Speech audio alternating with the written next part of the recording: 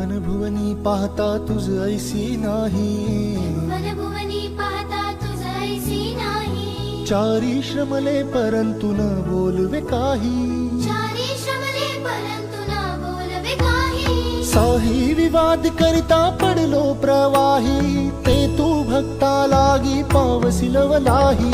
साही